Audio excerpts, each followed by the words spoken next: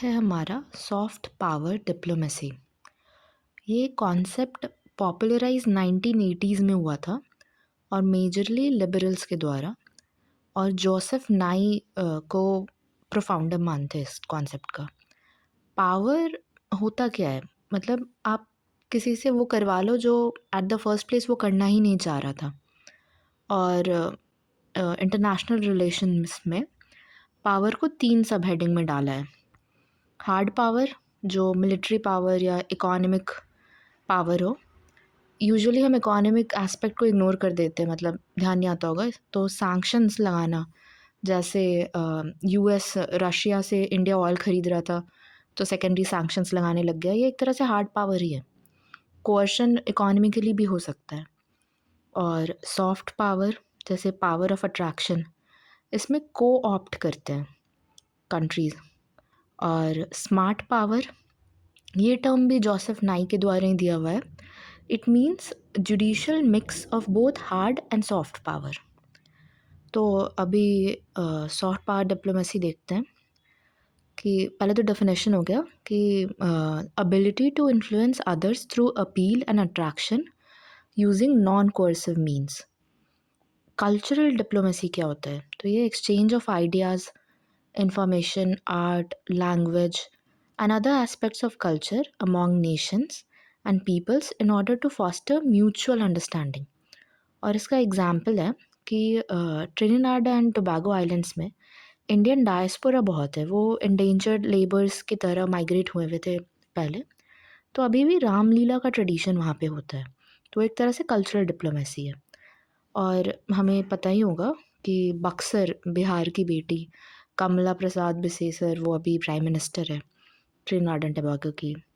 और in fact cultural diplomacy का example ये भी हो सकता है कि भोजपुर रीजन, बिहार के भोजपुर रीजन का एक फेमस फोक सॉन्ग है गीत गवाई। तो जब अपने इंडियन प्राइम मिनिस्टर मालदीव्स गए थे तो उनका वेलकम गीत गवाई सॉन्ग से किया गया था, उधर के भोजपुर ओरिजिन के पीपल के द्वारा।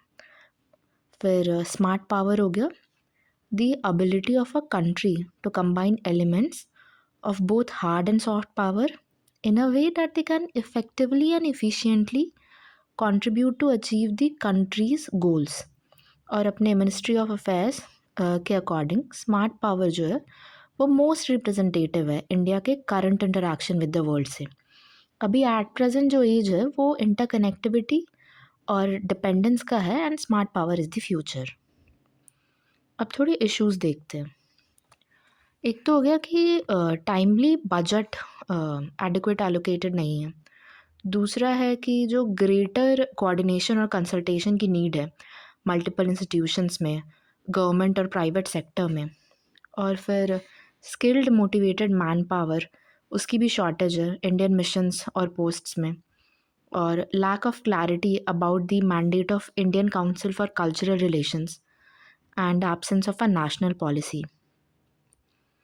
टूल्स जो कल्चरल डिप्लोमेसी के हो सकते हैं इंडिया के, एक तो एक ये भी पॉइंट है जो डायस्पोरा है हमारी, उसे ना लिविंग ब्रिजेस भी कहते हैं पीपल टू पीपल कनेक्ट करने के लिए। I guess in a speech by our foreign minister this term was used, living bridges for diaspora. अब हम टूल्स देखते हैं। योगा, जैसे यूनाइटेड नेशंस अप्रूव किया था 21 जून को international yoga day. Indian cinema जो बॉलीवुड है वो, उसके ऑडियंस अक्रॉस द वर्ल्ड है। फिर इंडिया के जो वैल्यूज़ हैं टॉलरेंस है, ये सब लार्जली पॉजिटिव लाइट में ही देखा जाता है। फिर अपनी जो फ़िलॉसफी है, ऑल्टरनेटिव मेडिसिन्स के लिए जो आयुष है, आयुर्वेद, सिद्धा, यूनानी, ये सब, होम्योपैथी, माइथोलॉजी हमारी। फिर इंडियन क्विज़ाइन, ये बटर चिकन डिप्लोमेसी भी कभी कभी ऐसे टर्म दे देते हैं। फिर टूरिज़्म कि पीपल और कल्चर को कनेक्ट करता है। अब वे फॉरवर्ड के लिए parliamentary committee of external affairs है, उनके रिकमेंडेशंस है कुछ। एक तो कि डेडिकेटेड डॉक्यूमेंट एक लाए जो डीलिनिएट करे India soft power tool box and the manner in which it is being projected abroad.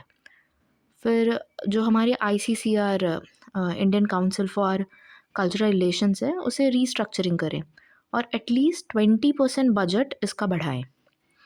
फिर कोऑर्डिनेशन कमिटी जो मिनिस्ट्री है एक्सटर्नल अफेयर्स की और आईसीसीआर और जो अदर लाइन मिनिस्ट्रीज़ है जैसे कि कल्चर की मिनिस्टर, सब में कोऑर्डिनेशन हो, उसके लिए कमिटी रहे। फिर डायस्पोरा के साथ इंटरैक्शंस मैकेनिज्म कि वो प्रोएक्टिवली इंटरैक्ट कर सके इंडियन डायस्पोरा से, मतलब उनमें एक फीलिंग, डायस्पोरा में ये फीलिंग हमेशा रहे बिलोंगिंग की, इंडिया की तरफ एक सेंस ऑफ बिलोंगिंग हमेशा डेवलप रहे। फिर focusing on religious and medical tourism, तो by adopting a multi pronged approach by building the requisite infrastructure और एक्सपर्टाइज भी, स्किल्ड एक्सपर्टाइज। अब कंक्लूजन में है कि India soft power diplomacy rooted in culture, democracy, yoga, diaspora and development partnerships. इसमें development partnerships के example में है जैसे लाइन ऑफ क्रेडिट या अफ्रीका के साथ आईटीईसी, पैनी अफ्रीका, ई आरोग्य भारती, विद्या भारती, ये सारे जो हमारे इनिशिएटिव्स हैं वो डेवलपमेंटल पार्टनरशिप्स के एग्जाम्पल हो गए। इससे ये क्या करेगा, तो ये इन्हांस करेगा ग्लोबल गुडविल, ट्रस्ट बिल्ड करेगा और इंडिया की जो इमेज है उसे स्ट्रेंथन करेगा। इंडिया को सिविलाइजेशनल स्टेट बोलते हैं, वो कोई क्या मियर लिंग्विस्टिक लाइंस या कोई रिलीजन के बेसिस पे बना हुआ कंट्री नहीं है। The very origin of our country is based on its ancient civilisation. तो जो उसकी इमेज है सिविलाइजेशनल येट मॉडर्न पावर की, उसे स्ट्रेंथन करेगा और कॉम्प्लीमेंट करेगा हार्ड पावर को for balanced foreign policy. Okay, तो ये इसमें अच्छे पॉइंट्स थे, काफ़ी सही बना रखा है।